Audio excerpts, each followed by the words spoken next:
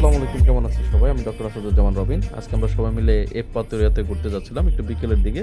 মানে রাতের বেলাটা একটু উপভোগ করবো আরকি। আমার সাথে সবাই ছিল, মীর, মুশফিক, আ সাইফুল, ডক্টর রিয়াদ ভাই ছিল। ডক্টর রিয়াদ ভাই ড্রাইভিং করছিল আরকি, সুন্দর গান গাচ্ছিল। तेरी चेहरे की ये नरमियाँ,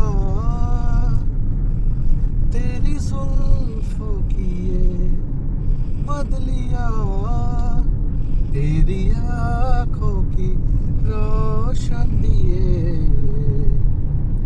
तेरी होठों की ये सुर्फी। এর মাঝে দেখলাম ভাইয়া গাড়ি একদম ফুল স্পিডে টানতেছে। প্রায় 200 প্লাস উঠিয়ে ফেলছিল। এখানকার রাস্তাঘাট খুবই সুন্দর।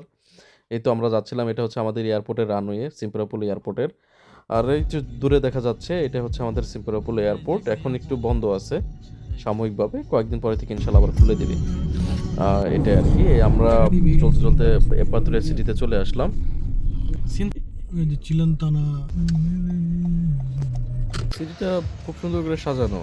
এই পার্ক, এটা হচ্ছে একটা পার্ক আরকি। পার্কের পাশেই অনেক সুন্দর একটা স্টেডিয়াম। খুব সুন্দর করে সাজানো এই সিটিটা। এই সিটিটা অনেক পুরনো, প্রায় ২৫০০ বছরের পুরনো সিটি আরকি। এই সিটিতেই একমাত্র ক্রাইমিয়াতে একটা সিটি যেখানে ট্রাম চলে। আর কোনো সিটিতে ট্রাম চলে না, সব জায়গায় বন্ধ করে দেওয়া হয়েছিল। এটা একটা নাইজেরিয়ানদের শপ, যেখানে নাইজেরিয়ান মেয়েরা চুলের বিভিন্ন স্টাইল করে দেয়। আমরা খাবার-টাবার রান্না করে নিয়ে আসছি আরকি। ছোট জুনিয়রদের সাথে নতুন স্টুডেন্ট এরা। কি চাটগে, তোমার অভিজ্ঞতা বলো। নতুন জায়গায় তোমারে নিয়ে আসছি। সেই লাগতেছে, সুন্দর লাগতেছে, ঐতিহাসিক একটা স্থান।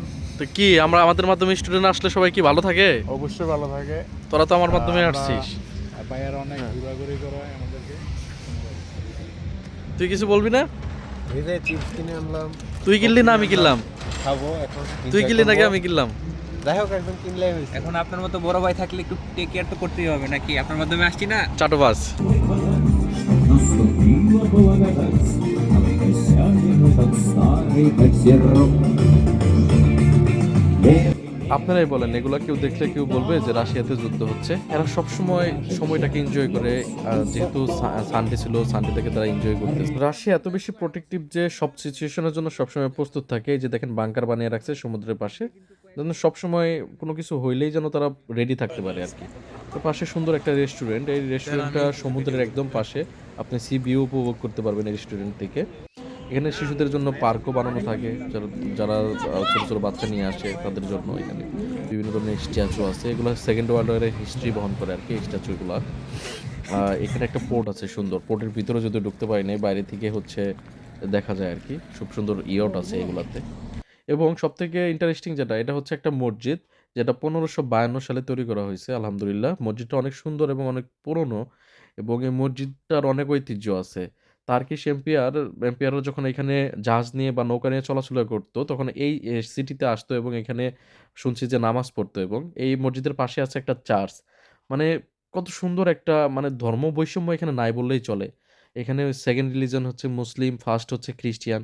তো দেখেন না, পাশাপাশি হচ্ছে মুসলিমদের মসজিদ এবং খ্রিস্টিয়ানদের চার্চ। কোনো মারামারি নাই, কাটাকাটি নাই, কিচ্ছু নাই। মানুষগুলো কত ভদ্র এবং কত শান্ত, মানে কল্পনার বাইরে আরকি। এখানে আসলে ধর্ম বৈষম্য নাই, কোনো বর্ণ বৈষম্য নাই। অনেক সুন্দর। এই যে স্ট্যাচুটা দেখতেছেন, এটা ট্রু হিস্ট্রির উপরে ডিপেন্ড করে বানানো। মাঝখানে যে ছেলেটা আসে, সে সেকেন্ড ওয়ার্ল্ড এর সময় তার যুদ্ধে যাওয়ার জন্য ডাক আসে। সেটা বন্ধুদের সাথে শেয়ার করে, যার কারণে সবারই মন খারাপ ছিল। এবং যখন এগুলো শেয়ার করতেছিল, পাশে বসে একজন লেখক সেটা দেখতেছিল, এবং সেই লেখক সেগুলোকে লিপিবদ্ধ করতেছিল তার কলমে। তো এটা একটা রিয়েল হিস্টোরি।